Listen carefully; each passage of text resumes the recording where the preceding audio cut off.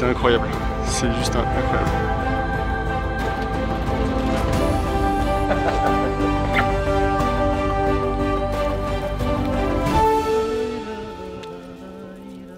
Bon, comment je me suis retrouvé là moi déjà? Au milieu du Kyrgyzstan, avec 6 chevaux habillés comme dans les années 1900. Ah oui, ça me revient. Bon allez, on remonte en arrière. Ça, c'est moi. Enfin, quand j'avais 15 ans, je viens de la campagne, des parents divorcés, j'étais laid, en décrochage scolaire, sans amis, zéro confiance en moi, 200 € sur mon compte épargne. Et bien sûr, je commençais un bac pro qui allait me servir à rien. Moi, je voulais être photographe et réalisateur, pouvoir voyager et comprendre le monde. J'avais pas de contact et comme j'avais rien à perdre, pendant 10 ans, j'ai travaillé les week-ends, les vacances, pendant des heures, des semaines, des mois sans pause. J'ai appris à faire de la vidéo, de la photo sur internet. J'ai fait des tas de boulot alimentaires, j'ai créé cette chaîne YouTube, co-réalisé avec mon frère un court-métrage qui a fait le tour de la planète, reçu des prix et été diffusé à la télé au cinéma. J'ai réalisé des tas de reportages photos, écrit un paquet de projets qui n'ont pas abouti, mangé des refus et des échecs à longueur de journée. J'ai échappé plusieurs fois à la mort en Sibérie, filmé la guerre pendant 2 mois, co-écrit pendant 80 films qui s'apprêtent à être tournés, et me voilà. Fatigué. Tu passes ton temps à faire des trucs toute ta vie, parce que la société, elle te demande de faire des trucs tout le temps plus... Voilà, de te dépasser en permanence. Moi, tu vois, j'étais en échec scolaire et tout, et je me disais, putain, mais en fait, faut que je remplisse des objectifs pour prouver au monde ma valeur, pour me prouver à moi-même ma valeur, et en fait, on est tout le temps dans ce schéma-là, quoi. Pourquoi est-ce que nos objectifs, ils dictent autant notre vie? Parce que de toute façon, on en voudra toujours plus. Et pourquoi c'est pas plutôt, je sais pas moi, nos moments de vie, en fait, tout simplement, quoi. Le temps, en fait, c'est le temps. Reprendre le temps. Je suis quand même sur de la pizza café. Voilà où ça mène les objectifs, voilà où ça mène. Mais moi en fait je me dis, mais non en fait c'est pas une question de gagner, perdre le temps, ceci, cela, c'est une question de... On a du temps, faut le prendre, faut le saisir. Et pour prendre le temps, quoi de mieux qu'un voyage dans le temps?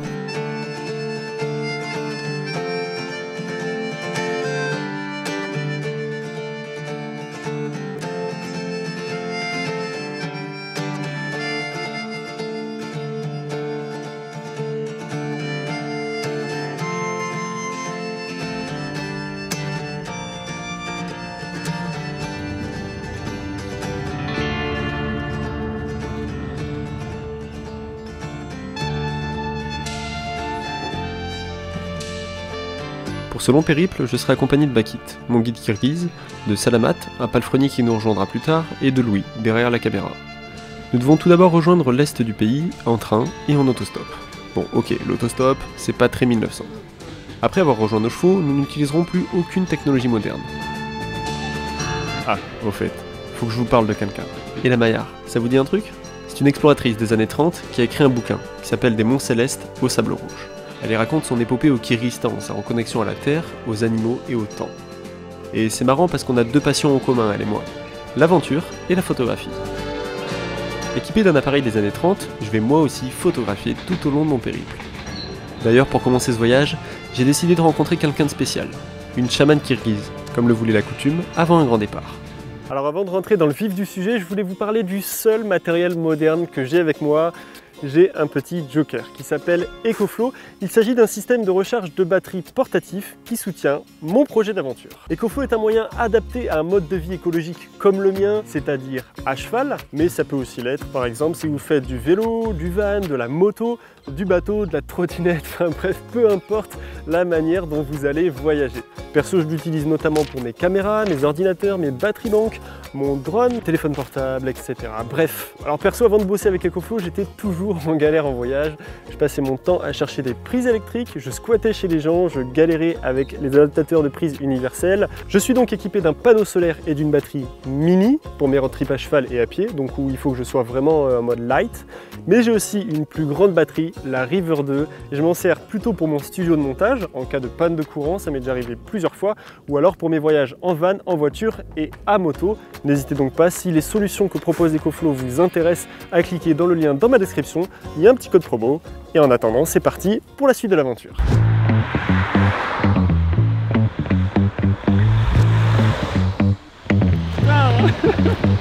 D'habitude, c'est organisé quand tu travailles. Bien sûr, tout est organisé. Tout est organisé. Tout est organisé. C'est la première fois que tu fais un voyage où rien n'est organisé comme ça? Tu fais du stop? La première expérience. C'est ta première expérience? Ouais. Et t'as combien d'années d'expérience en tant que guide du coup? Tu sais, j'avais commencé à travailler à partir de 2000, je pense. On va vivre une expérience unique, je le sens.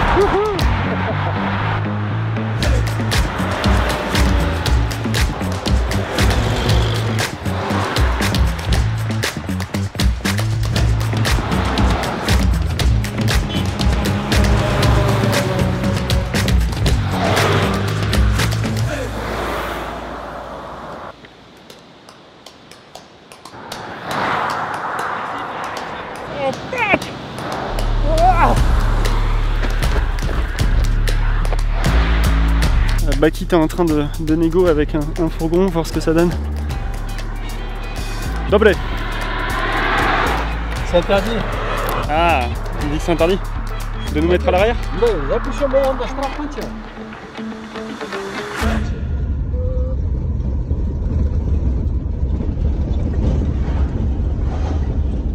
Après 3 heures de route et 4 autostops, nous voilà arrivés chez la chamane, Kenje Eje. Bakit l'a vite compris, c'est une vieille dame très charismatique qui a une très bonne poignée de main.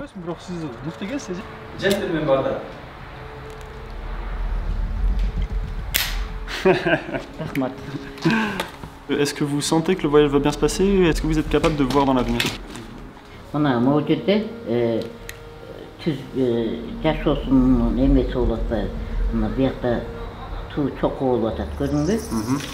D'accord, il y a un grand succès du coup. Un grand succès. Super. Ici, il y a un point. Et là, voilà, tu as derrière de ta tête, il y a deux. Si tu fais comme ça, et ensuite tu jettes à la terre.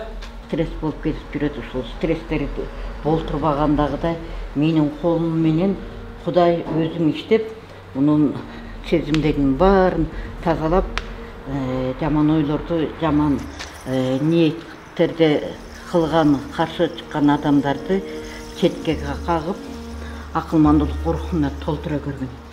Mais c'est vrai qu'elle a raison, je suis très stressé par mon travail. Тартыш болуп, кантип экономдойм деген дагы баш оору болуп атат. Elle a ouvert le canal pour les finances.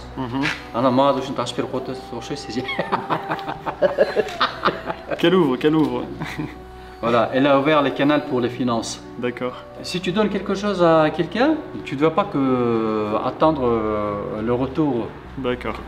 Mais tu peux la remercier beaucoup pour cette cérémonie. Merci pour son temps et son énergie.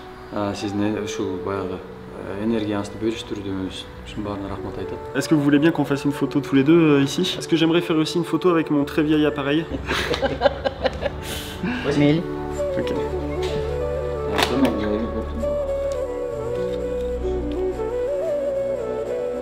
Il faut lui dire qu'elle est très belle et qu'elle a un magnifique regard, vraiment.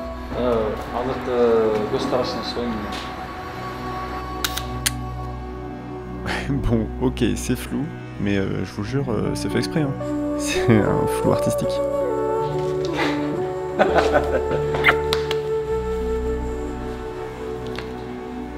Rahmat Ece. Allah sizden razı olsun. Ça aussi.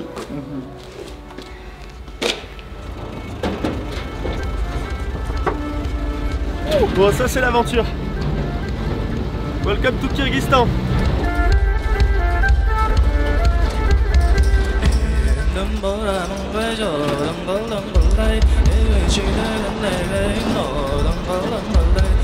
Là on arrive tout juste à Karakol et on va essayer d'aller retrouver nos chevaux d'ici demain.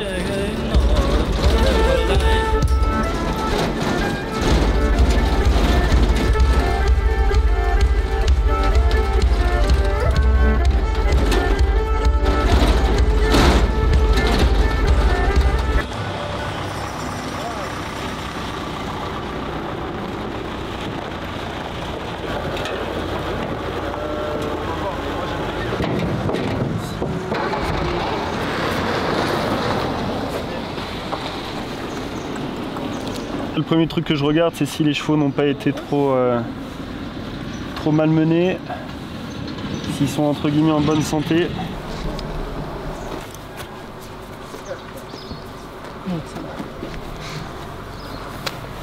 Ah non, loulou. Ouais, ils ont l'air assez sociables. Nous voilà enfin dans les montagnes, accompagnés de nos 6 beaux chevaux, pour une durée indéterminée sur les traces de l'exploratrice Ella Maillard. J'attendais ce moment depuis des mois, et la sensation de partir vers l'inconnu me donne une énergie folle. Nous avons une vague idée de notre itinéraire, mais on ne sait pas encore qui on va rencontrer, où on va dormir, ce qu'on va manger et voir, bref, on ne sait rien de ce qui va se passer. En route, pour l'aventure, la vraie. Bon, là on a un troupeau, ce qui signifie qu'il devrait y avoir des bergers ou des nomades pas trop loin, des nomades kirghizes. Donc on va essayer d'aller chercher ces nomades pour pouvoir passer peut-être la nuit avec eux, voire une journée, essayer de les aider dans leurs tâches, et essayer du coup de découvrir leur culture. Allez, c'est parti!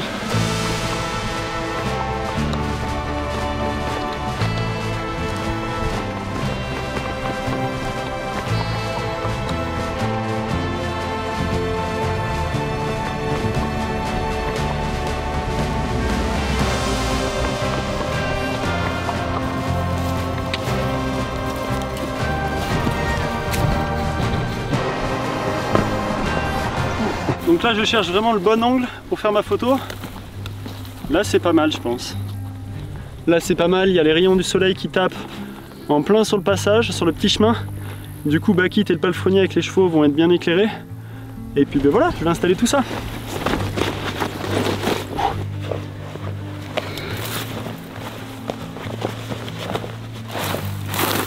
Ok, ça c'est l'appareil. Donc un vieil appareil des années 1930, à pellicule bien sûr, donc c'est du moyen format.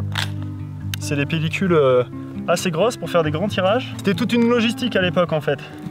Et encore là j'ai un appareil des années 1930 que j'ai pris parce qu'il était relativement simple à mettre en place, mais j'aurais pu prendre une chambre photo. Mais le truc de la chambre photo, c'est que c'est beaucoup trop lourd, ça peut être voilà, comme ça, c'est des grandes chambres. Beaucoup trop compliqué à mettre en place, et avec des chevaux ça aurait vraiment été l'enfer. Donc bien sûr avec ce genre d'appareil on n'est pas très mobile, donc je suis quasiment tout le temps avec un trépied. Ça fait partie du truc, donc c'est beaucoup de poses comme à l'époque. C'est des photos un petit peu portraits qu'on connaît de nos grands-parents quoi. Ok, tac. Ok.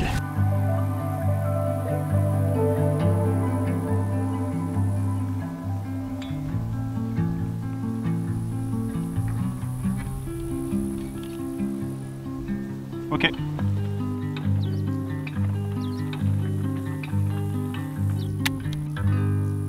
Et voilà, c'est dans la boîte.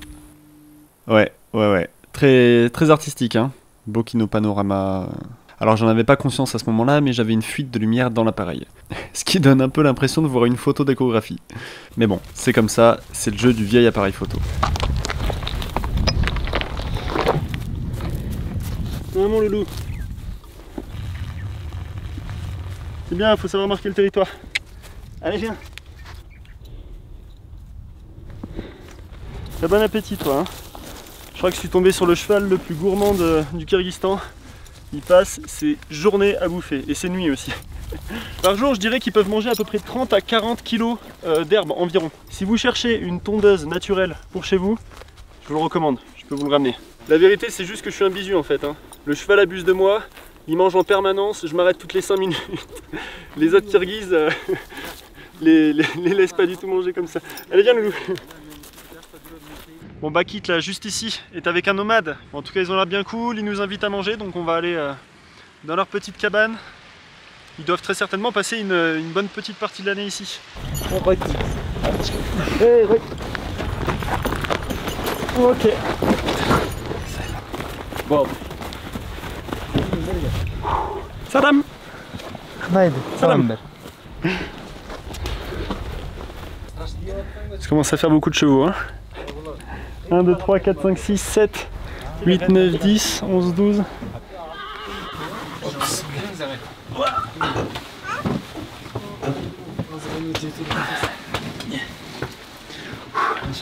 Ça vient de tes animaux? C'est oh, oui, c'est ça. Ça, c'est naturel là, de lait. C'est ça, comment tu dis, quand il s'agit de fruits et des légumes de l'Europe, pesticides, voilà, sans pesticides. Ah, sans pesticides. Ok, 100% naturel. Ce qui est super beau, c'est qu'en fait, c'est vraiment Il y a vraiment un échange. Il n'y a aucun but commercial ici. Les bergers ont ramené de la salade. La femme de ce berger a fait du pain. Nous, on a ramené des dattes, des raisins secs. On est vraiment dans un truc de... voilà. Ils prennent... il y a des gens qui viennent, des inconnus, des voyageurs. Ils prennent une demi-heure, 1 heure, 2 heures pour manger avec nous en plein après-midi. Voilà, juste pour se rencontrer. C'est juste du kiff, hein. C'est juste absolument incroyable. Et là, on a une vue magnifique sur la vallée en face. Donc ça fait vraiment plaisir de sentir cette solidarité qui vient aussi quelque part de la montagne et qu'on retrouve par ailleurs en France avec les bergers où il y a vraiment le danger de la montagne, les potentiels orages. Il y a vraiment cette hospitalité-là que je retrouve moi dans mes Pyrénées où vraiment je croise un berger, voilà, il va toujours demander ok, salut, bonjour, ça va, comment est le chemin, comment est la route. Donc ça c'est assez agréable. Ouais. C'est ce que j'adore en montagne. Est-ce que ça te dérange de prendre du temps dans ta journée comme ça? Est-ce qu'on te coupe dans ta journée? Il dit que non, c'est pas de problème. Eux, ils ont beaucoup de temps. Voilà. Est-ce que tu considères que tu es maître de ton temps?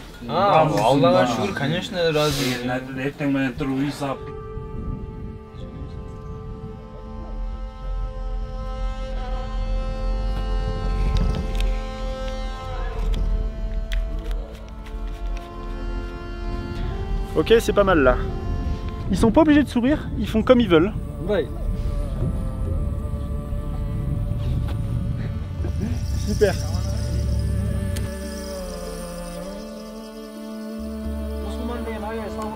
Rester maître de leur temps. Voilà un luxe que ce jeune berger nomade, sa femme et son enfant parviennent à préserver ici, en montagne, avec leur mode de vie ancestral. Malgré son invitation, on décide de continuer la route, à la recherche d'une cabane pour la nuit. La nuit commence à tomber, on est resté quand même longtemps, ils nous ont bien accueillis pour manger. Tu veux dormir ici, Bakit? On va camper ici. Ok.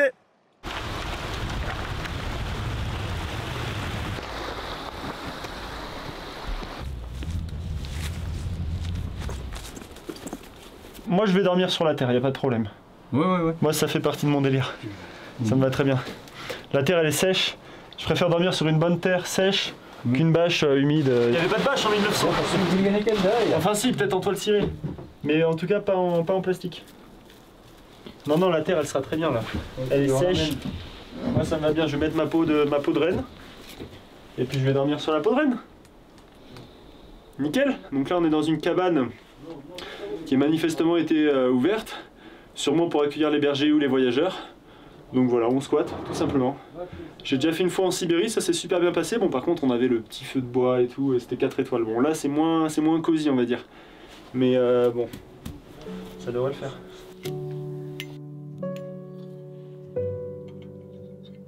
Tu sais, Alexis, quand j'étais petit, on avait utilisé la lampe comme ça. Ah ouais? Ouais. Moi aussi, quand j'étais petit, on en utilisait. Toi aussi? Ouais. C'est vrai? Ouais. En France? Ouais. Tu rigoles? Non, c'est vrai. Ma mère, elle en utilisait. Ma mère, elle est d'une famille de fermiers, d'agriculteurs.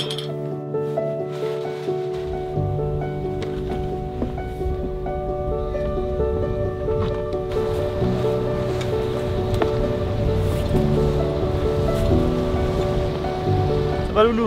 Hein? Ah, ça va? Comment tu te sens, toi?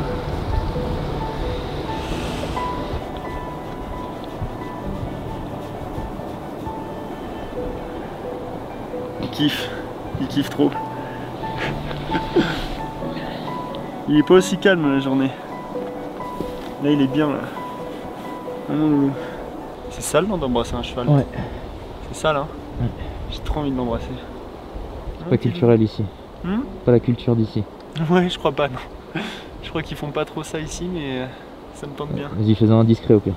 Un petit bisou? Discret oui. Allez un petit bisou. Bakit. Alexis vient d'embrasser le cheval. Il a quoi? Il vient d'embrasser le cheval. Ah, il embrasse le cheval? Il a fait un bisou, oui.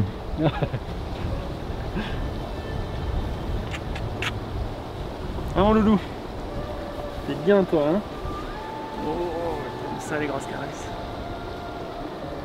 Bon je coupe parce que ça va être gênant. C'était un peu gênant ouais. Ouais je vais arrêter. Bonne soirée tout le monde.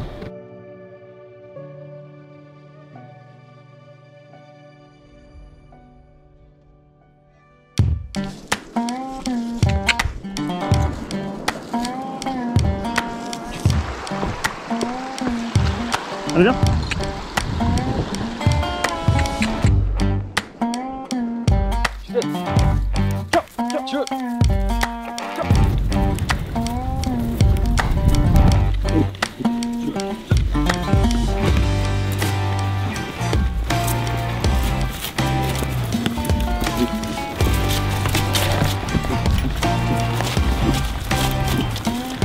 Je fais comme au ski. Droite, gauche. Il est plus rassuré. Allez. À gauche. Yeah. À droite. Ciao. Ciao. Ouais.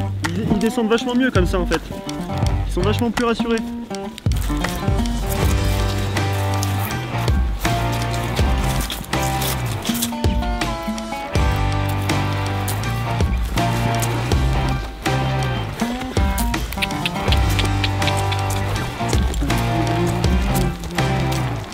Hein, c'est une carcasse de veau ça. Tu penses qu'il est mort de quoi? De maladie ou un loup peut-être? C'est plutôt à cause de la maladie. La maladie, ouais, oui. D'accord.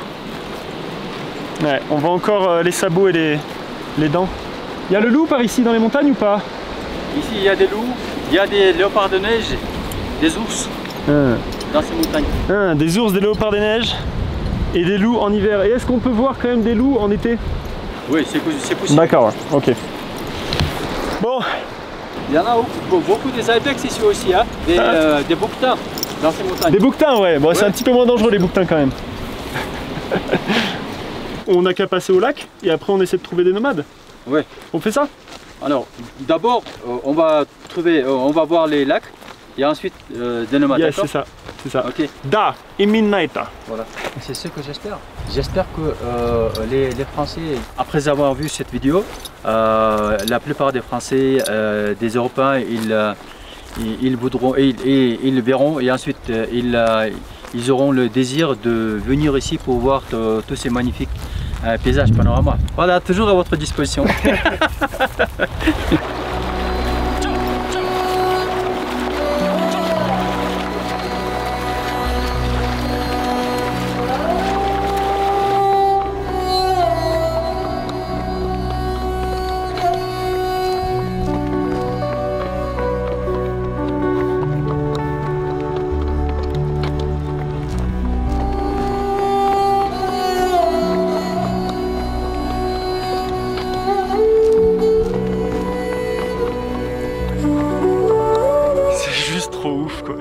C'est juste un rêve quoi.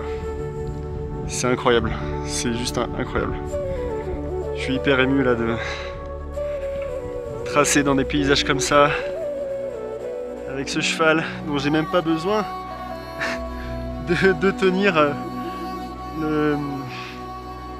Oh, je perds mes mots. Il n'y a rien à faire, juste il trace, il est trop cool. Et on avance quoi.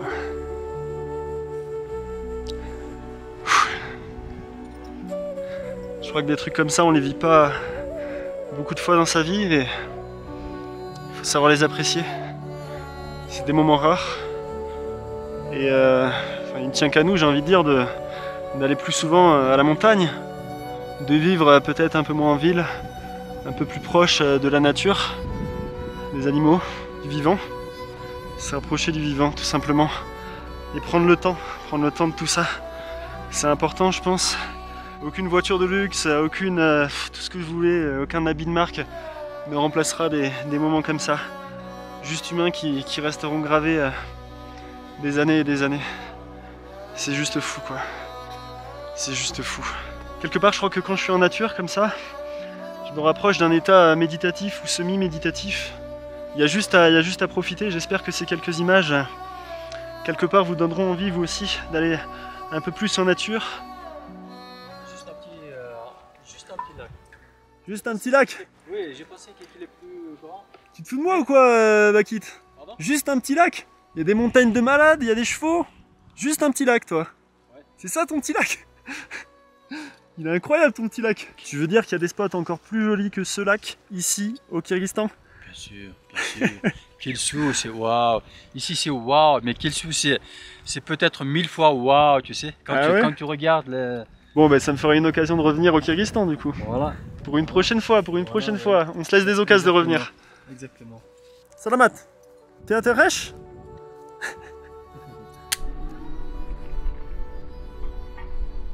Je vais faire une petite photo à l'argentique avec mon appareil. J'ai une belle vue là avec les monts au loin. Mon cheval, mon sac. Let's go. Ah, viens par là. Yes, parfait. Hop, là il est nickel. On va essayer de faire quelque chose à peu près comme ça. On va se reculer un peu. Pas mal. Ok. Non mais regardez-moi cette bête, franchement, c'est pas beau. 600 kg de muscles. On pourrait croire qu'on les maîtrise, qu'on les dompte à 200%, mais en fait, pas vraiment quoi. Elles font un peu ce qu'elles veulent au final. J'ai envie que les chevaux prennent plaisir aussi. C'est pour ça que j'ai vraiment voulu faire ce voyage ici, pour reprendre le temps déjà du voyage, que je ne prenais pas assez avec mes précédentes aventures. Et puis aussi par ailleurs pour pouvoir profiter avec des animaux comme ça, ces belles bêtes. Aller au rythme de la nature des animaux plutôt qu'aller au rythme d'un agenda. Voilà, tel jour on doit faire tel truc, tel truc, tel truc, tel truc, tel truc. Bon là on fait 10 km dans la journée, le cheval s'il veut s'arrêter, ben, en fait il s'arrête quoi, ils sont fatigués donc on se pose. En tout cas il nous reste une bonne grosse route à faire pour atteindre ces fameux nomades qui se planquent bien dans les montagnes hein, quand même.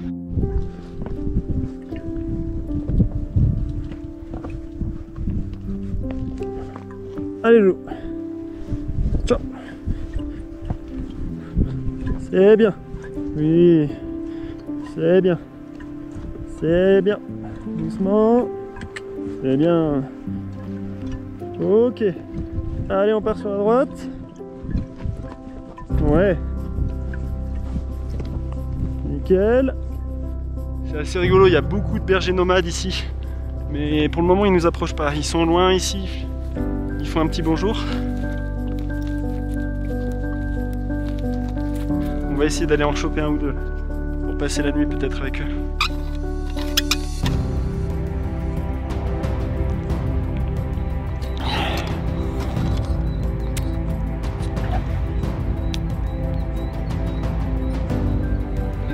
Yes, là-bas il y a une yourte.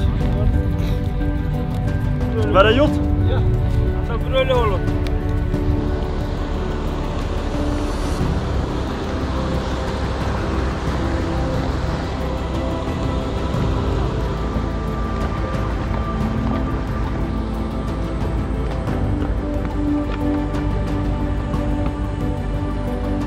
Tout, va à droite, à droite, à droite. Chaque fois il va dans les branches.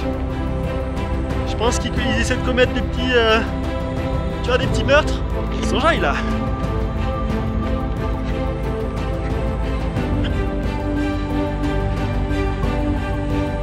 Oui, c'est bien, c'est bien. Doucement, doucement, doucement, doucement.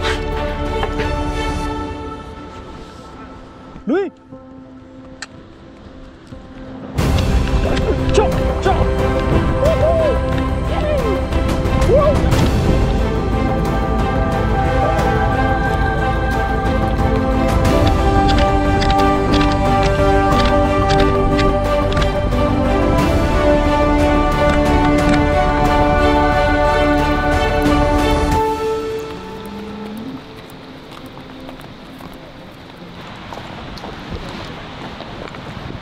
О, bizim konaklar. Съемка тартып жүрөбүз паке. Ce monsieur il habite dans cette yurte. Est-ce que vous acceptez de nous inviter pour cette nuit? Pas de problème. Spasiba, spasiba. L'hospitalité nomade, c'est cool. Donc là on a deux bergers nomades, c'est bien eux.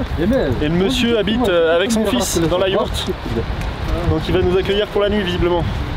Si j'arrive à aller dans le bon sens. Parce que là je suis... Ouais, allez, on est vraiment content de passer la nuit avec vous. Ça va être super.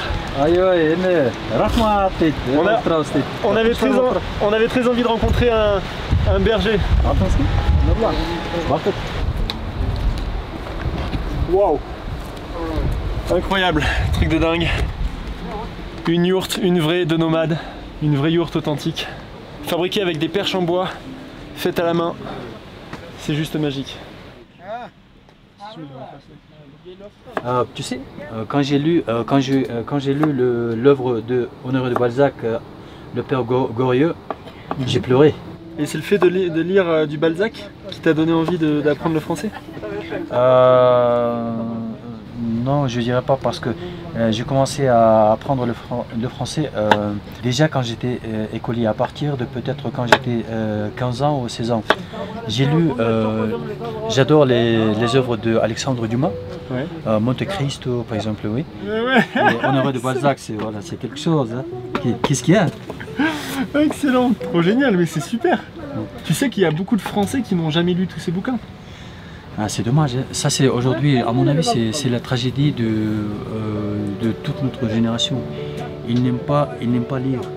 Mais à cause de lire, à mon avis, à cause de lire, tu plonges dans un autre espace, tu vois. À cause de lire, tu peux t'enrichir, quoi. Tu évolues. Voilà, t'évolues. Notre chef aujourd'hui, c'est Khamchi Walke. C'est lui qui a cuisiné ça. D'accord. Merci, merci pour ce repas. À quelle heure est-ce qu'on se lève du coup demain pour aller traire les animaux?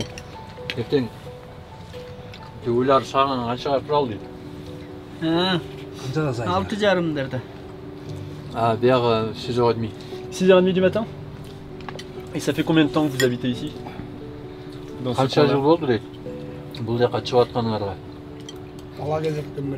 Yeah.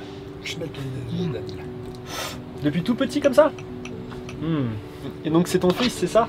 Tu as quel âge? 15 ans.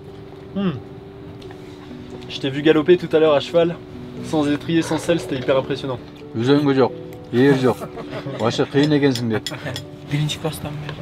Depuis l'âge de 7 ans, tu montes à cheval. Impressionnant. Combien est-ce que vous avez de bêtes ici, de bétail? Ah, c'est 120 vaches. C'est énorme. Et vous arrivez à vous en occuper juste tous les trois? Incroyable. Non, seulement tous les deux. Tous les deux? Waouh! Ça doit faire un travail de... Ça doit être un travail de dingue. J'ai beaucoup de respect pour toi. À 15 ans, faire ce genre de métier déjà, puisque tu es déjà professionnel, c'est vraiment... C'est très courageux. Je trouve ça très courageux.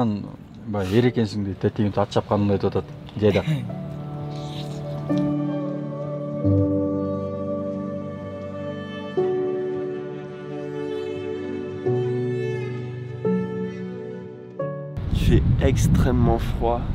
Et donc on va aller traire les vaches, visiblement. Combien de vaches est-ce qu'on va traire ce matin? 3. 3, d'accord.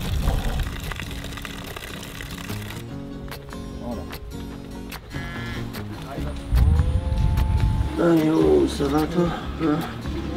Oh, t'es belle toi. Elle a faim. Hein. Elle a très très faim. Yes? Vas-y. Oh, je suis pas si mal. Ouais, il y en a la moitié qui part à côté, mais bon.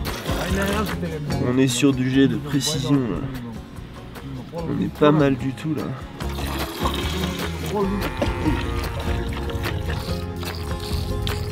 Et dire que je représente la France dans ces moments-là, ça se joue un peu hein. Si vous venez après moi, vous passerez pour des cons hein. On dira que vous êtes français, donc dites plutôt que vous êtes belge ou suisse, ça passera peut-être mieux. Bon là, si vous vous demandez ce que je fais, c'est assez simple, je ramasse la merde de vache. Pour résumer le truc. Bon, je viens de passer 1 heure à ramasser la merde des veaux devant Salamat qui me regarde en rigolant. Bon, clairement il me bidule grave. Alors vous êtes nombreux à m'avoir demandé comment je faisais pour la toilette en mode 1900. Alors je vais vous faire un petit récap de ma morning routine. Tous les jours on se lève à peu près au lever du soleil, c'est-à-dire vers les 6h, 6h30.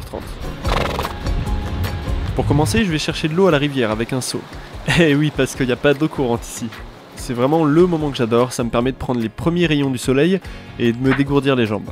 Ensuite, je remplis la cuve et on se fait notre toilette.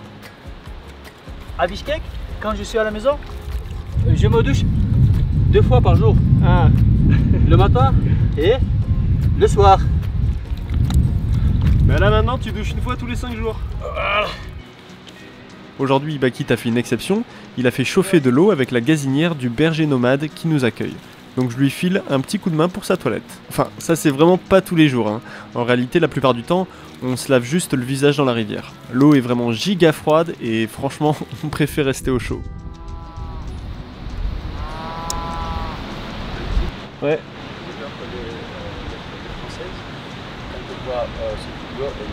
Elles tomberont amoureuses à moi. Ah ouais, j'ai peur aussi, moi, comment on va faire? Moi aussi, ça commence à être un peu long, il va falloir que je coupe là. Ouais, je vais couper un peu par là. Ensuite, quand j'ai du temps, j'essaye de prendre un peu soin de moi. Donc je me taille la barbe, soit au ciseau, soit au coupe-chou si vraiment je veux me raser à blanc. Mais bon, en ce moment, j'ai envie de garder ma barbe. Et alors, le plus rustique, c'est les toilettes. C'est souvent une petite cabane comme ça, avec un trou taillé direct dans le bois. Bon, bien sûr, je vous fais pas un tuto pour la suite. Ça a fait bien. Alors, aujourd'hui, c'est un jour très particulier. Les nomades du coin ont décidé de faire un kokbolot.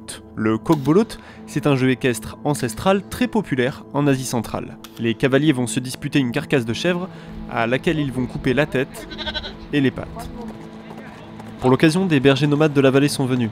Certains ont fait plus de 3 heures de cheval. Et j'ai eu la surprise d'en voir arriver quelques-uns complètement sous.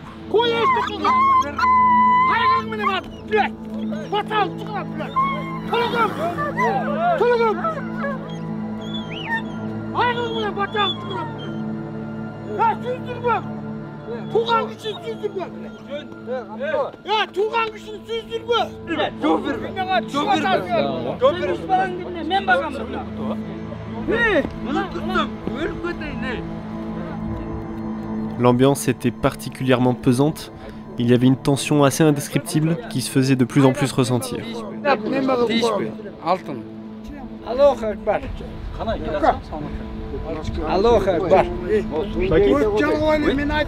Alors comme je suis l'invité, théoriquement, eh ben, ça doit être à moi d'exécuter la chèvre. Non, non, non, moi non, non. Je veux pas la tuer.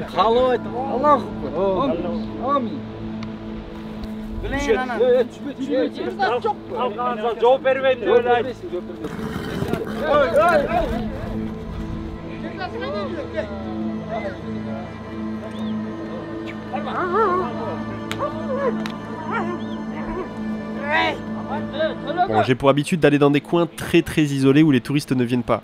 Donc forcément, ce genre de situation, ça peut m'arriver. Mais Bakit n'avait jamais vu ça en 20 ans de carrière. Donc pas de panique, n'en faites vraiment pas une généralité. Si vous souhaitez venir au Kyrgyzstan, ça ne vous arrivera pas. Maintenant, le meilleur de la journée reste à venir. Direction le terrain de jeu.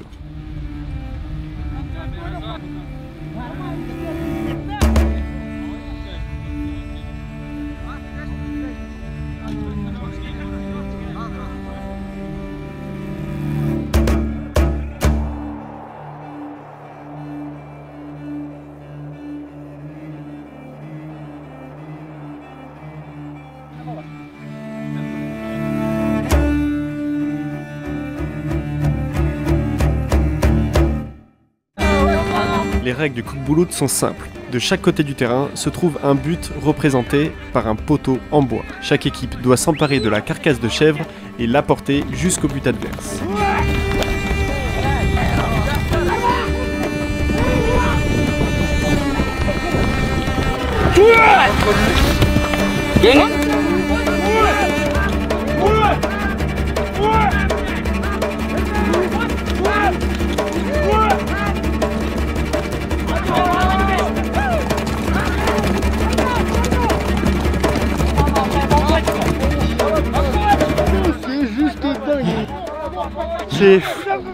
C'est un truc de fou, le mec vient de tomber. Il doit avoir pas loin de 50 balais.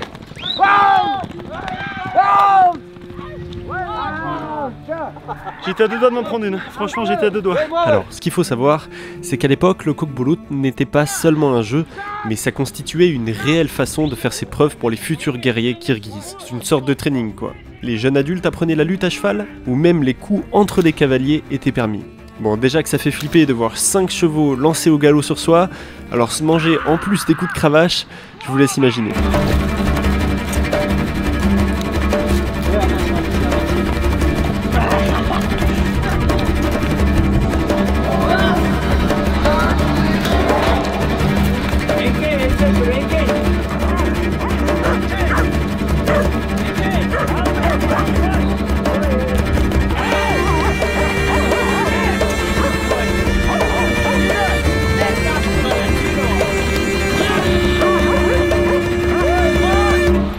C'est ouf. C'est un truc de ouf. Ils sont complètement fous, c'est hyper dangereux, mais c'est incroyable.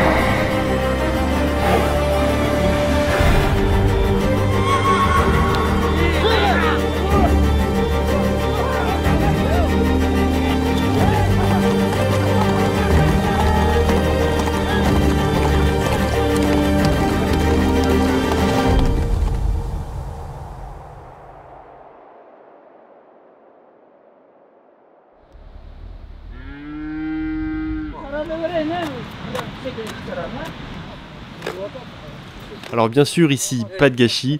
Après le jeu, la chèvre est directement cuisinée, puis mangée par l'équipe.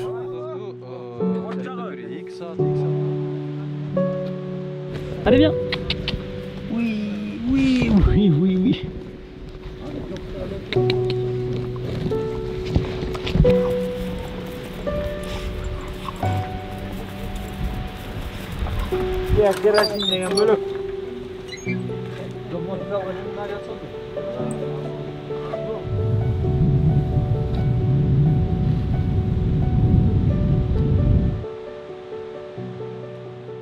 Donc là on s'apprête à partir pour une grosse journée à cheval. Et avant de partir, Salamat refait les fers de notre cheval. Il y a 2 fers à refaire. Donc là il coupe des parties de sabots. Donc les sabots c'est un petit peu comme nos ongles à nous, c'est-à-dire que ça pousse et au bout d'un moment il faut les couper et changer les fers quand ils sont abîmés. Et on met des fers à cheval puisque on passe souvent, vous avez vu, sur des petits cailloux, des rochers, etc. Le terrain est très accidenté. Donc voilà, là Salamat est en train de mettre le fer. Il a 2 clous dans la bouche et à l'aide de ses marteaux, il va taper les clous dans le fer. Alors est-ce que ça fait mal aux chevaux? Non, vous pouvez voir, hein, il est super calme le cheval, alors que celui-là c'est un cheval plutôt sanguin d'habitude. C'est un petit peu comme si nous on se rongeait les ongles en fait, on sent pas grand chose quoi. Donc là c'est pareil. Au final ça fait plutôt du bien au cheval puisque ça va lui protéger les sabots.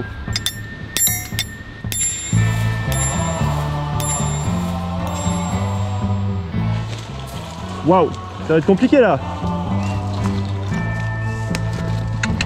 Attends. Hop, attention.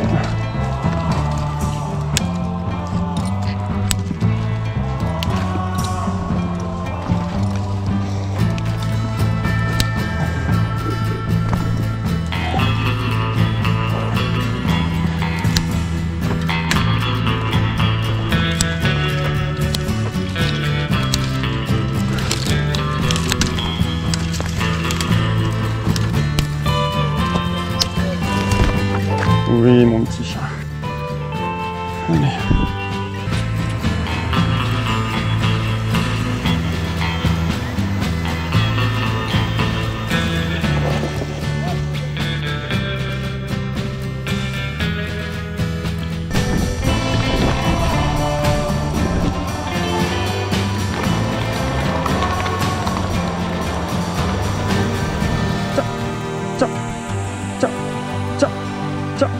Ciao.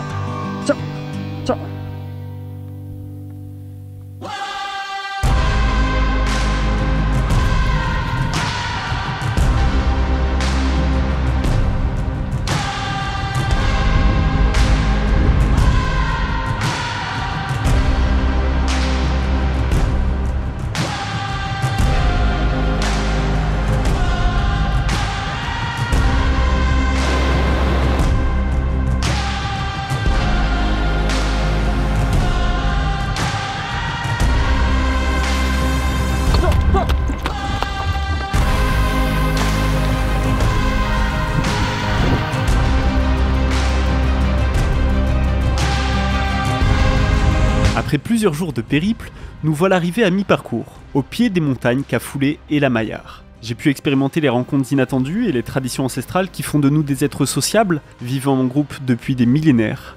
J'aimerais désormais me frotter à l'inconfort de la montagne. Et ça tombe bien parce qu'on approche petit à petit d'un glacier à plus de 4000 mètres d'altitude. Mais avant ça, faut déjà que je passe plusieurs vieux ponts en bois qui menacent de s'effondrer.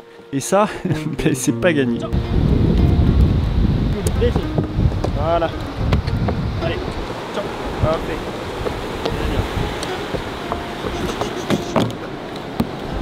Allez, vite.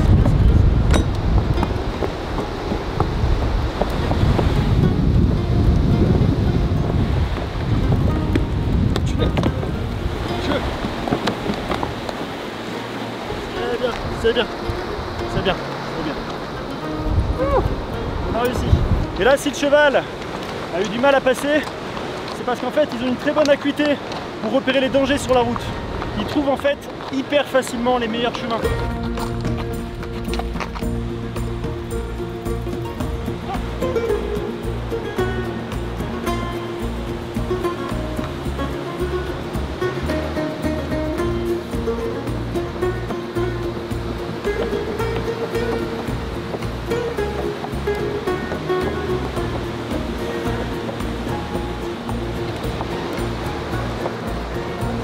Yes, yes, yes, yes.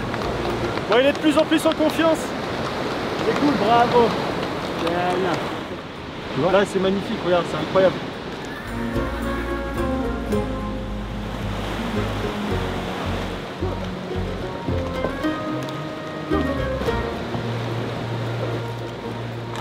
Bon, on est d'accord, mon ami Bakit était beaucoup trop en confiance sur ce dernier pont. Perso, j'avais pas vu la gueule de ses planches avant de me lancer, mais là c'est clair qu'il vaut mieux passer à pied. Et maintenant nous voilà arrivés au camp de base où nous allons nous préparer avant l'ascension du grand glacier à plus de 4000 mètres d'altitude. Je crois que c'est le plus bel endroit qu'on ait vu depuis le début.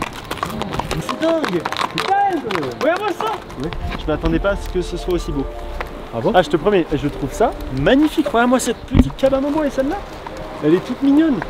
Avec le cheval accroché, j'ai l'impression d'être dans un film des années 60, un western magnifique. Ouais. C'est magique, regarde-moi. Putain, mais c'est pas possible.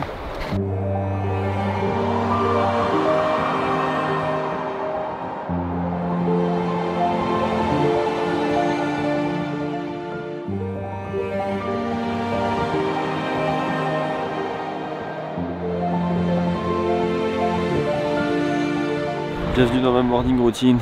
J'ai un petit peu la tête dans le cul, je viens juste de me lever. Bon, le premier réflexe que j'ai tous les matins, c'est vraiment de regarder le paysage. Déjà pour me rendre compte de la chance que j'ai d'être ici, mais aussi et surtout pour voir la météo. Savoir ce qui nous attend. On est en montagne et tout peut très vite changer. Donc tous les matins, après être passé à la rivière pour remplir ma gourde, je vais sur un point haut.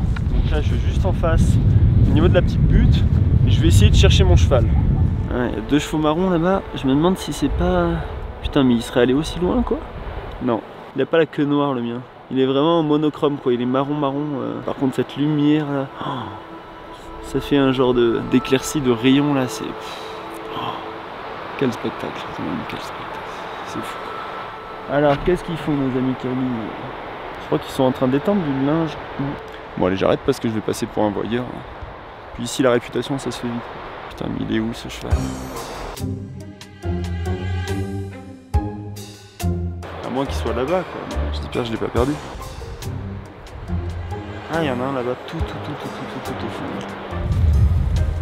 Ouais, non mais c'est pas possible, il a pas pu faire tout ça en nous.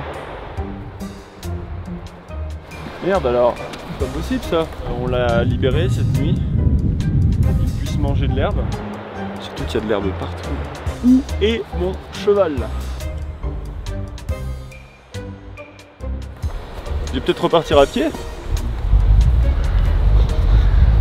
Oh là là, là-bas il y a un beau cheval blanc. J'annonce toujours ma présence face à un cheval. Comme ça, s'il veut pas me voir, ben, il s'en va. Je le force vraiment pas à la rencontre quoi.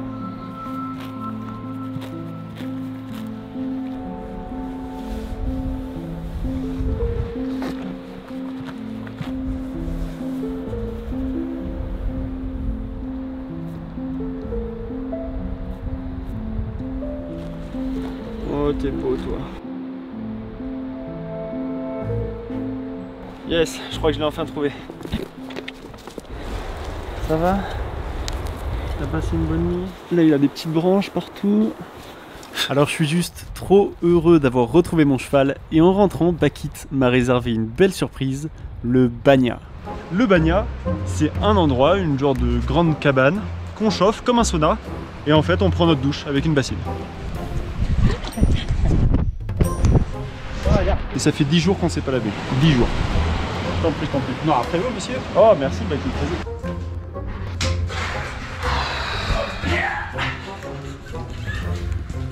C'est horrible.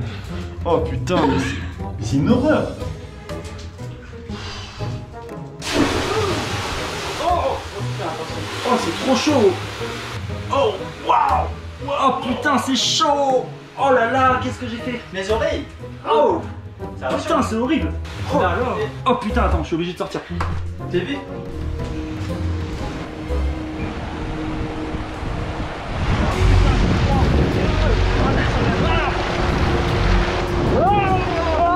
Oh putain! Oh c'est froid! Oh c'est trop froid! Oh c'est froid sa mère! Oh putain c'est gelé! Oh putain de tradition de merde! Ah, c'est super. C'est hyper beau. C'est super. En vrai j'ai l'impression qu'il fait bon maintenant là. Ah oui. Oh le bonheur. Chaud, chaud! Oh! Oh! Oh! Oh! Oh non! Oh!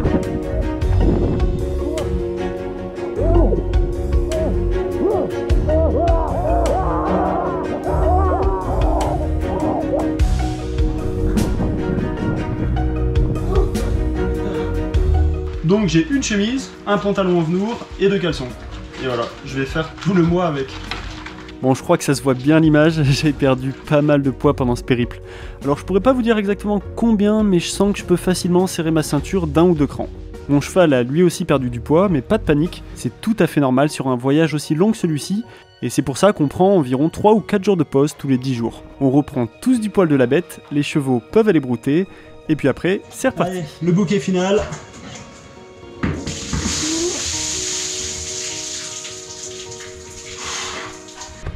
Et voilà, c'est fini pour ce banya. On y est resté à peu près 2 heures, le temps de se doucher, de faire notre petite lessive, de papoter, de se relaxer. Maintenant, place de nouveau à la saleté pour les 10 prochains jours. Alors je ne sais pas pour vous, mais moi en ville, mes pensées ne s'arrêtent jamais. En permanence, je pense. J'imagine des scénarios de vie, des rêves, ou alors j'analyse les gens, les situations. Je remets en question le monde et moi-même, et beaucoup de choses me rendent anxieux. L'avenir, le climat, les guerres, l'argent, etc. Ici en nature, toutes mes pensées se stoppent d'un coup, et tout est beaucoup plus fluide et paisible à l'intérieur de moi. J'arrive à calmer les tourments que la société me fait vivre et je suis juste bien, ici, dans le moment présent. Du vent frais, du soleil, des montagnes, parfois je me demande ce qu'on a besoin de plus pour être heureux. Je crois que j'ai enfin trouvé mon remède miracle.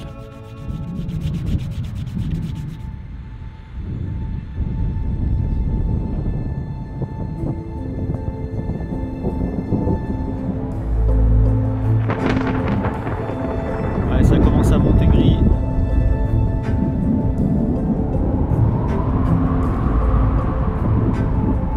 Ouais, je vais partir.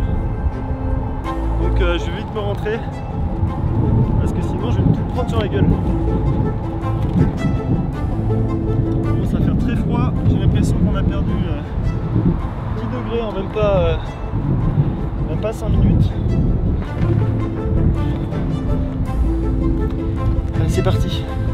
Il commence à pleuvoir là. Vous entendez encore l'orage? Ah, c'est ouf.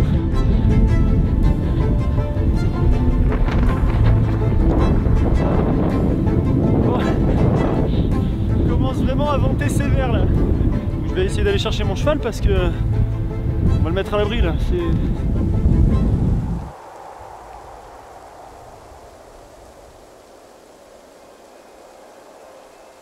Bon, fait chier. Mon cheval s'est barré. Cette galère. L'orage est tombé donc il s'est mis à pleuvoir, etc. Peut-être qu'il a paniqué et qu'il s'est barré, je sais pas. Louis, viens voir. Je sais pas, c'est bizarre, tu vois, là c'est tout... Et là c'est comme s'il n'y avait plus de cordes. Alors soit j'ai fait un lien trop pourri, mais je sais pas si c'est pas l'orage, regarde là. T'as des genres de marques. Un peu, c'est comme s'il avait forcé, regarde, t'en as là, je sais pas. Peut-être que je délire, hein, j'en sais rien. Filme quand même. Bah vas-y, hein, ça fait partie de l'aventure. Mais... Ouais, je pense qu'il a dû prendre peur, peut-être avec l'orage.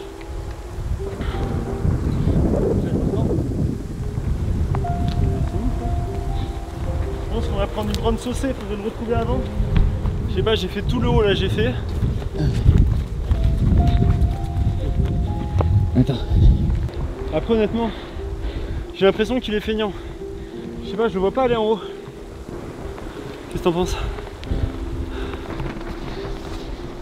T'as pas un truc plastique là pour le retrouver? Ah non, tu m'as fait. Au pire cut, hein, tant pis, c'est pas grave. Lui là? Ouais. Ah peut-être, attends, vas-y. Non, lui c'est pas le mien.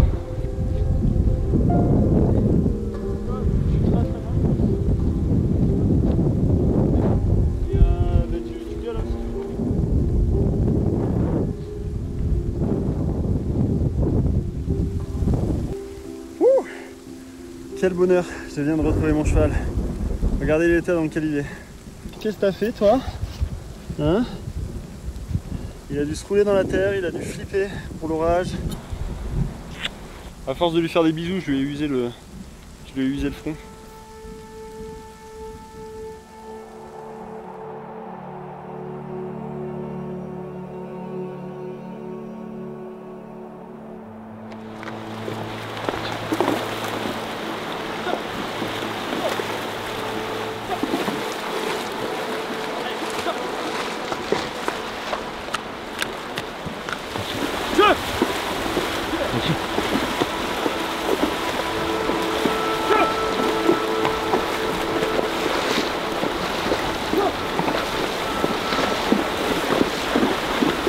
Donc on se dirige vers le glacier, assez haut en altitude. On va redescendre par contre dans la journée, on va pas y passer la nuit, puisqu'il n'y a pas d'herbe là-bas en altitude, donc les chevaux vont manquer de nourriture.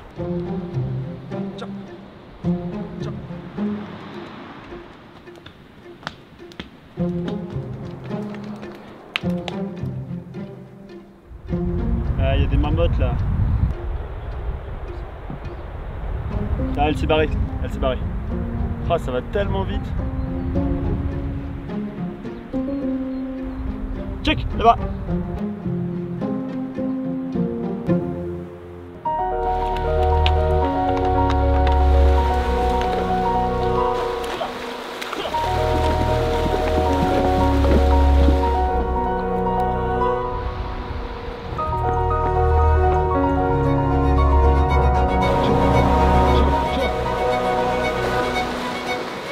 S'il vous plaît les amis, réveillez-moi. J'arrive pas à savoir si tout ça est bien réel. C'est juste fou, c'est juste fou.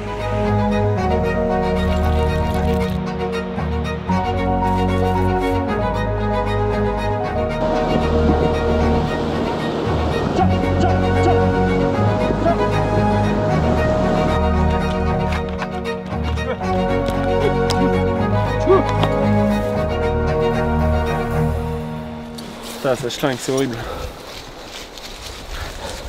C'est quoi ça, Bakit? L'ours, c'est lui qui a attaqué ces vaches. Pauvre berger, pauvre vache. Si jamais on rencontre les ours, dès qu'on sent le danger, cela veut dire qu'il faut essayer d'aller vite. Le pire, c'est s'ils ont des petits en fait, et qu'on les surprend. Voilà. Ouais, là ils peuvent prendre peur et nous attaquer. Ils ont des enfants, des bébés avec. Ouais, s'ils ont des petits, ouais. Oh, ça pue, c'est horrible.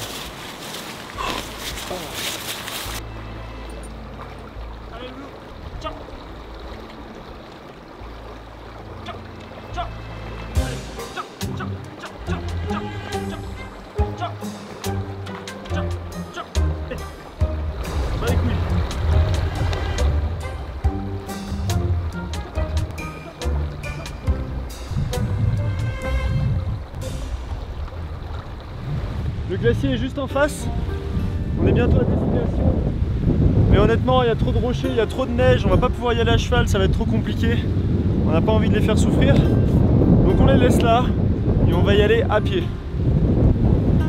Bon, j'appréhende un peu hein, parce que Le chemin semble pas évident.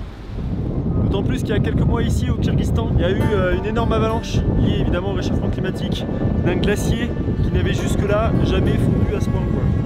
Donc on va faire gaffe.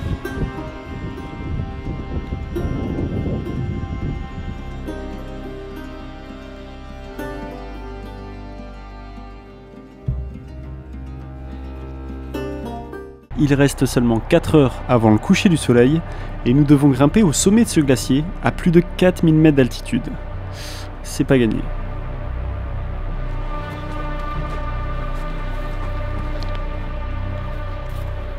Ouh! Je pensais pas que le cheval m'aurait autant épuisé. D'habitude je peux marcher 8-10 heures par jour sans souci. En fait le cheval ça me fatigue énormément. Et là je commence à peine la marche et j'ai l'impression d'être déjà fatigué, quoi.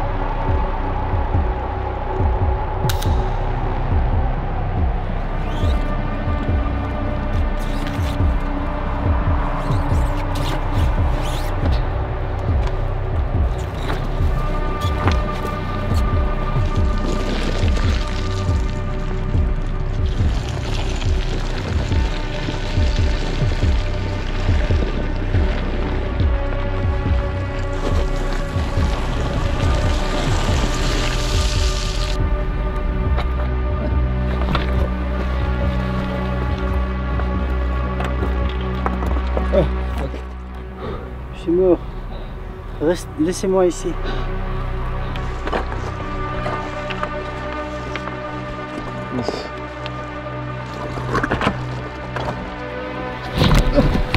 Fuck. T'as même pas idée ce que j'ai fait pour sauver la caméra. Ça va? Ça va. Tu m'enlèves?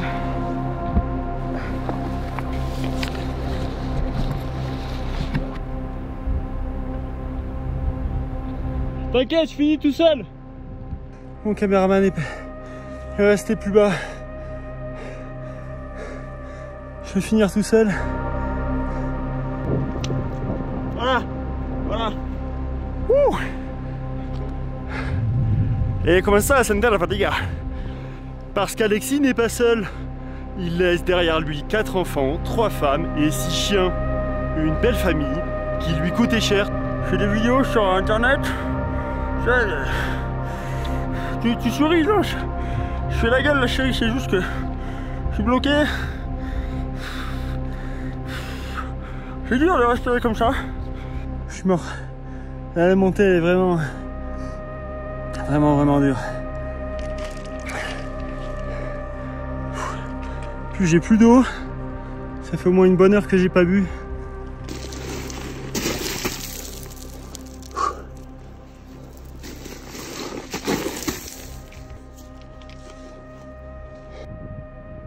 T'as vu, il y a eu une chute de pierre. Tu vois là cette banc de neige? Là, ici, ça remonte ici. Et là, on est obligé de passer par cette plaque. Et derrière, il y en a encore une autre là-bas. Et je préfère pas qu'on prenne de risques. C'est idiot de risquer notre vie dans un truc comme ça.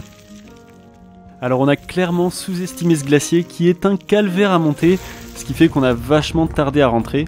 Résultat, on fait le retour de nuit. Tu passes une bonne soirée, Bakit? Évidemment, l'ours rôde forcément dans la montagne et je peux pas m'empêcher d'imaginer qu'il peut attaquer notre troupeau à tout moment. Et alors monter à cheval de nuit, c'est quelque chose d'assez courant au final ici au Kyrgyzstan dans les montagnes, notamment quand les Kirghizes sont allés faire la fête dans les yourtes de la vallée et qu'ils rentrent un peu sous au milieu de la nuit. Bien sûr c'est hyper dangereux, ne faites pas ça.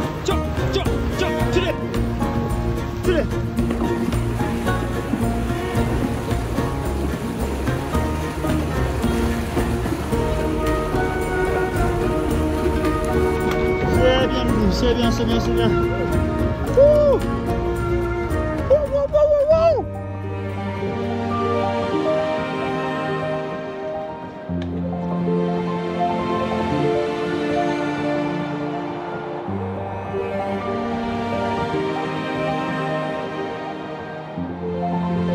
Après plusieurs semaines de voyage, je commence enfin à comprendre pourquoi.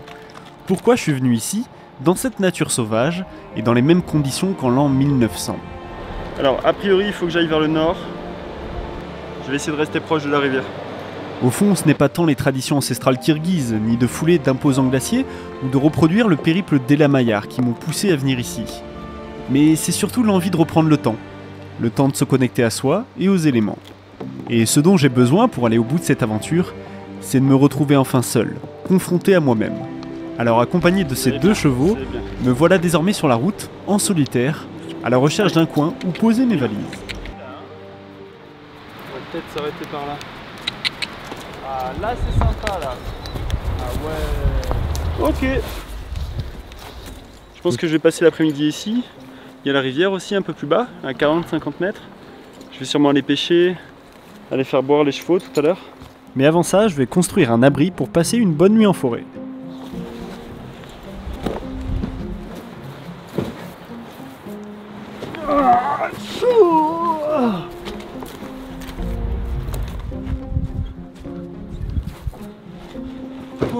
Alors bien sûr, j'aurais pu prendre une tente et la déplier, mais je trouve ça beaucoup plus apaisant et satisfaisant de fabriquer soi-même son propre toit, et pour commencer la construction de cet abri, je dois d'abord trouver du bois.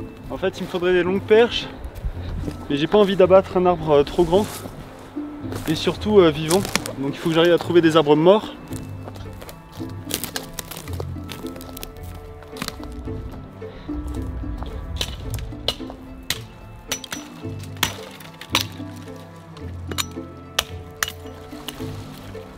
Ok.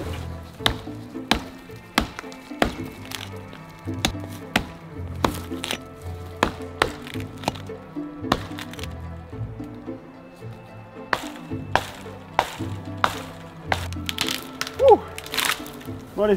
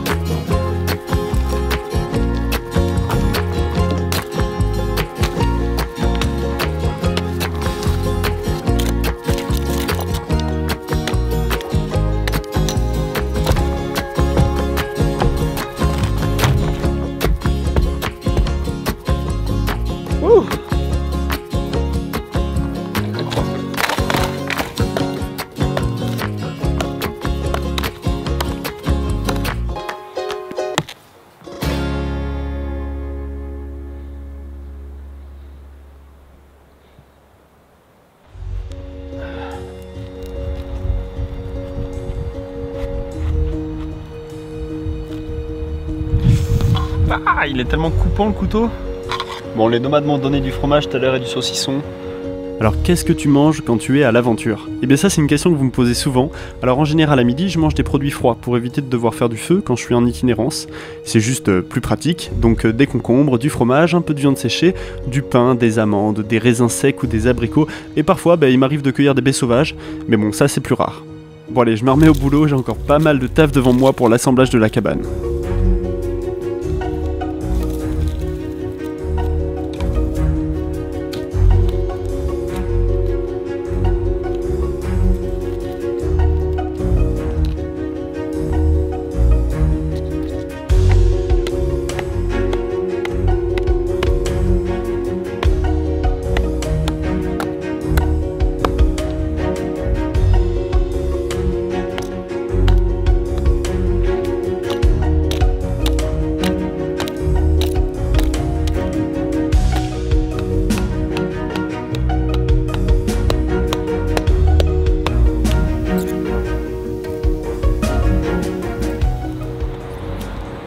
ça commence à être de pire en pire.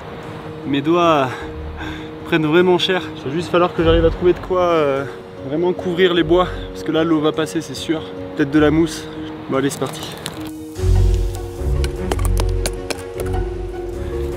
C'est marrant, j'ai trouvé ce petit bout de bois qui ressemble à un pied d'enfant. Et ça tombe bien puisque je dois maintenir ma structure. Du coup, on va maintenir avec un pied en bois.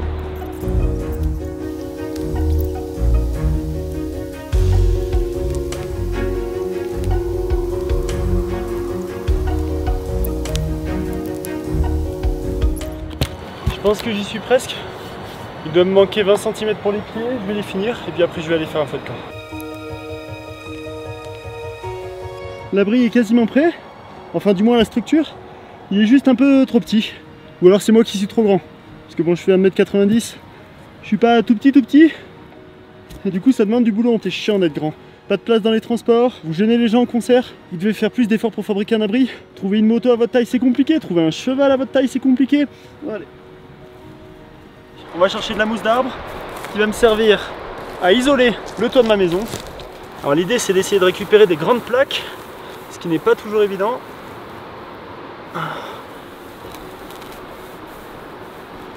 Oh oui, on est sur de la mousse de qualité là. Voilà.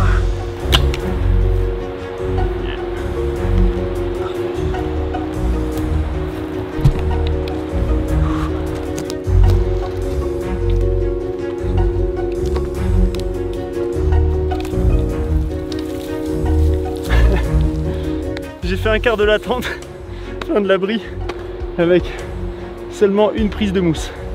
Ça c'est mon record.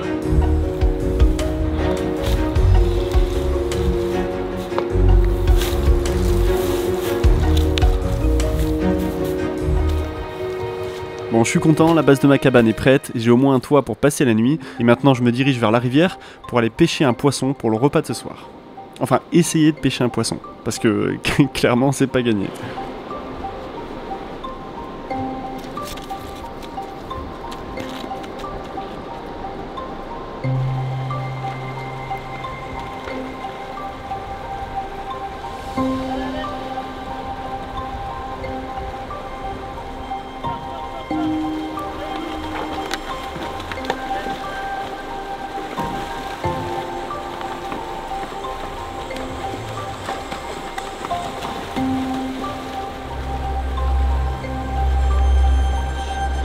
Bon là je vais aller faire une petite session pêche.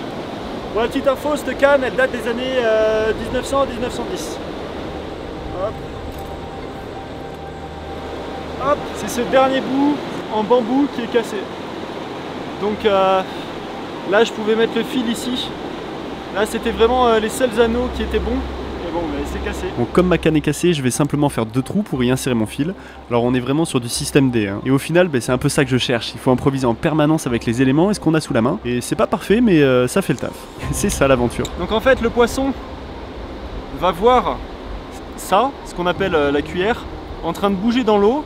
Et avec le soleil, ça va lui faire des reflets. Et il va croire en fait que cette petite chose, c'est un poisson qu'il va pouvoir manger. Et donc il va mordre à l'hameçon, en théorie. Allez, on va l'essayer comme ça.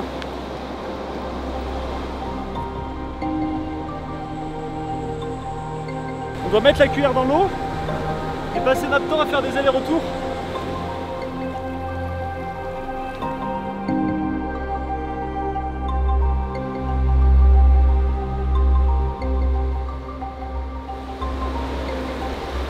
C'est une pêche dynamique.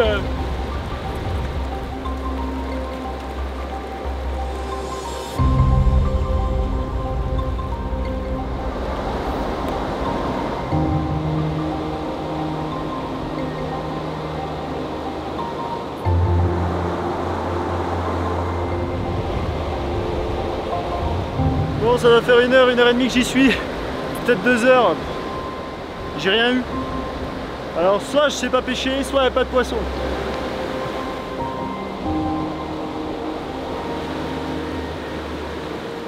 Ah, ça me fait un petit truc là quand même, hein. La petite fierté qu'on fera un coup. Ah, j'aurais bien aimé ramener un poisson. Mais bon, c'est comme ça, c'est la loi de la nature. Et oui, c'est comme ça, c'est la loi de la nature. On n'a pas tout ce qu'on veut tout le temps. Aujourd'hui, je n'ai pas réussi à pêcher, mais peut-être que je mangerai mieux demain. Je reprends un peu de force parce que je commence à être fatigué. C'est l'accumulation des jours qui font qu'à un moment donné, on a de moins en moins de force quand même. Même si je me laisse le temps du voyage et tout.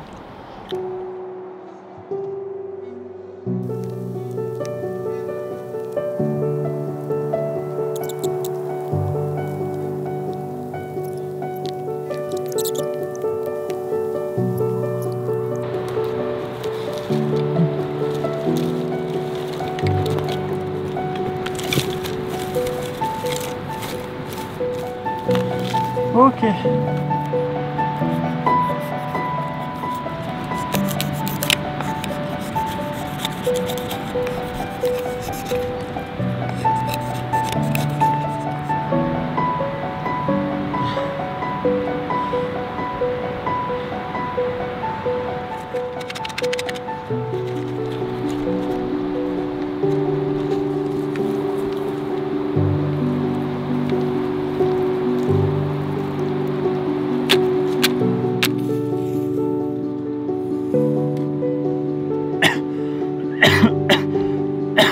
Ces allumettes. Ouais, c'est des allumettes au phosphore. C'est un genre de dérivé du napalm qu'ils utilisaient à l'époque. Ah, c'est horrible. Ah, c'est bon, c'est en train de prendre. Putain. Ah, c'est dégueulasse.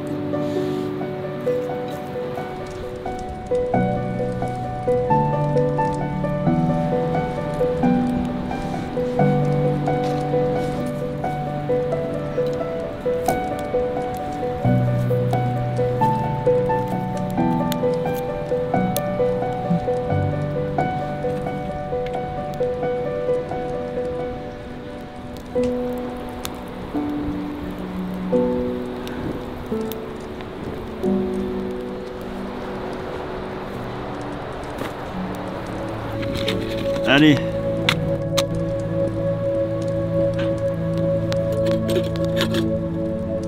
Et voilà. Alors il est grand temps de faire le bilan de mon aventure ici au Kirghizistan. Alors j'ai commencé ce voyage dans le temps, à cheval, comme dans les années 1900, pour aller à contre-courant de cette époque, quoi, d'aujourd'hui, où tout va trop vite pour moi, où je me sentais anxieux, déprimé, etc. Et peut-être comme toi qui m'écoutes en ce moment, je fais partie de cette jeunesse qui a du mal à se projeter dans un monde super angoissant. Entre l'urgence climatique, les catastrophes naturelles, la corruption, les guerres, l'argent, les carrières, etc. J'en suis arrivé au stade où à un moment donné, les images gore que je voyais sur les réseaux ou assister à des événements violents de mes propres yeux, me faisaient plus rien ressentir du tout. J'étais juste complètement coupé de mes émotions, un peu comme un robot quoi. Et c'est juste fou de se dire qu'on peut en arriver là. En commençant cette aventure, j'avais besoin de me reconnecter à mes émotions et de me sentir vivant, apaisé tout simplement. Et ici, grâce aux chevaux, j'ai réveillé cette animalité qui sommeillait en moi. Et c'était juste... J'ai pris le temps de voyager lentement, de redécouvrir ma sensibilité et de pas tout surintellectualiser. Ça, c'est vraiment le plus important. Simplement poser le cerveau, lâcher prise et ressentir. Je crois donc pouvoir dire maintenant que j'ai plutôt bon espoir en l'avenir, parce que des modes de vie alternatifs sont possibles, on n'est pas obligé de subir à 100% la société. Alors je me fais une promesse à long terme, celle d'écouter les signaux que m'envoie mon corps, et d'aller en nature autant que nécessaire. Parce que bon, on aura beau fabriquer toute la technologie du monde, franchement, il n'y aura rien de mieux qu'une montagne avec du vent pour aller bien. Bon voilà.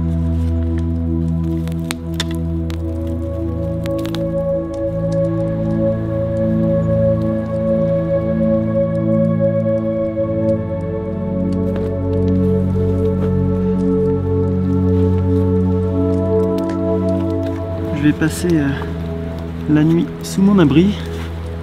J'espère que je vais pas avoir trop froid.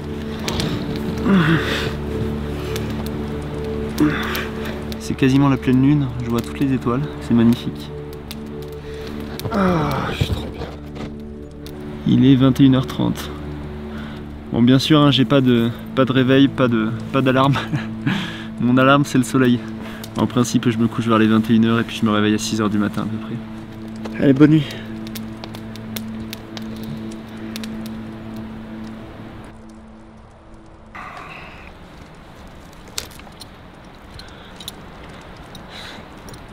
Je suis levé depuis, je sais pas, peut-être une demi-heure, un truc comme ça. J'ai direct fait le feu en me levant. J'ai l'impression d'être levé avant tout le monde et d'avoir vraiment toute la journée rien que pour moi.